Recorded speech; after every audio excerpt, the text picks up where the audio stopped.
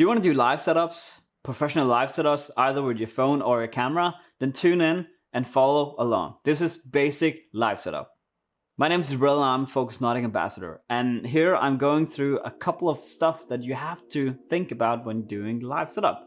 So the first is, what camera should you use? You can either use a mirrorless camera like this, something like a Sony a7 III. That's what I'm using for live streaming these days.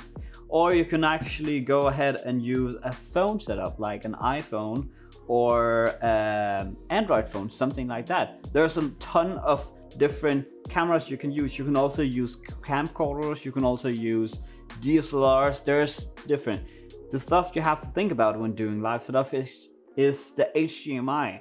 So if you're using a mirrorless camera like the Sony a7 III, you need to think about or look if the camera makes a HDMI, clean HDMI signal out. So on the system, on the camera, it needs to have a setting that says clean HDMI. That basically means that all the overlays your camera put on is turned off and the HDMI signal is clean. So it's only the picture. That's what you have to think about when doing it with something like that. If you do it something with a phone, it's something else, because it's basically all in one setup. You have the phone that captures everything, and the phone is also the computing thing. So it's compute the live stream and puts it out on Facebook, Instagram, Twitter, LinkedIn, basically you name it. When you're using a camera for live stream, you need to think about the battery life, because it drains a lot of battery when you have a camera running for longer periods of time.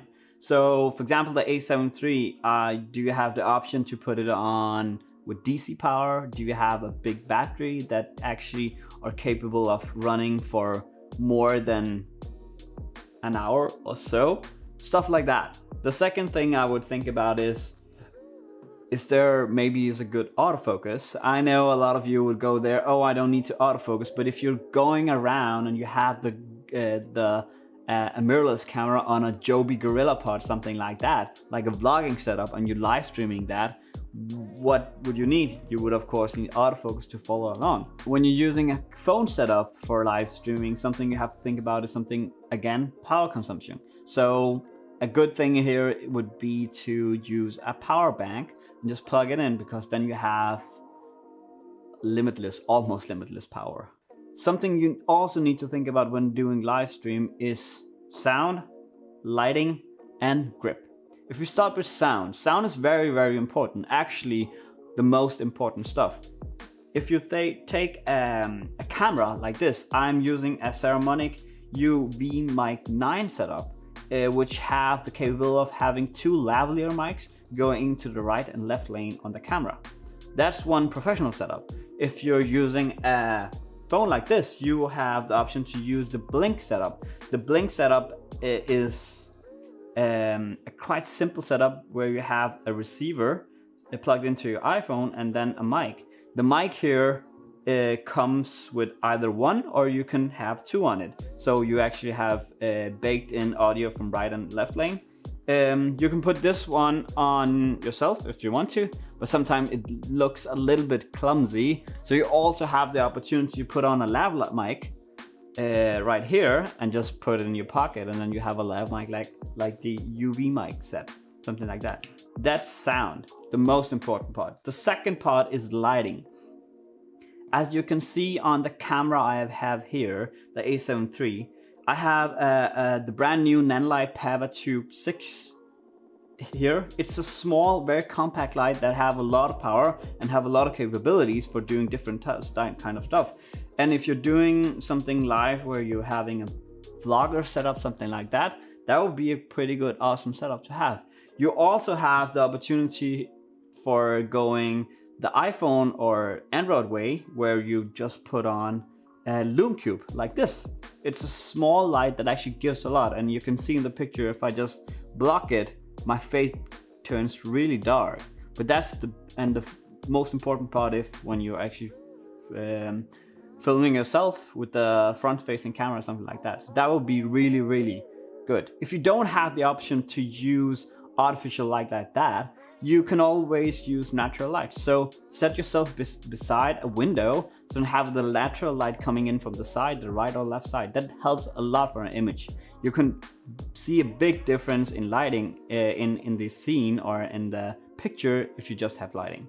Then it's the third and a really good thing as well is grip. So for example, if we go to the iPhone setup again, we have here a Joby Gorilla Pod. It's really easy to hold. You get an extension on your iPhone. You can hold it much more out. It makes like a longer arm for your iPhone. You also have the capabilities to put it on a gimbal. So right here we have a Zhiyun gimbal for iPhones or phones in general.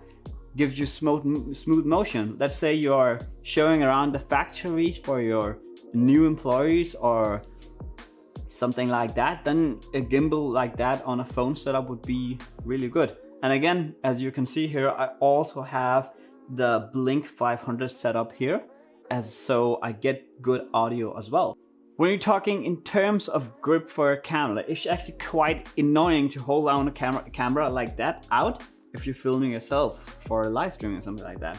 Joby makes some awesome Joby Gorilla Pods that this is the 3K one, makes an extension and you actually get much more out for actually doing live stream. You can also put on a Hollyland wireless transmitter, and then you have a wireless live setup.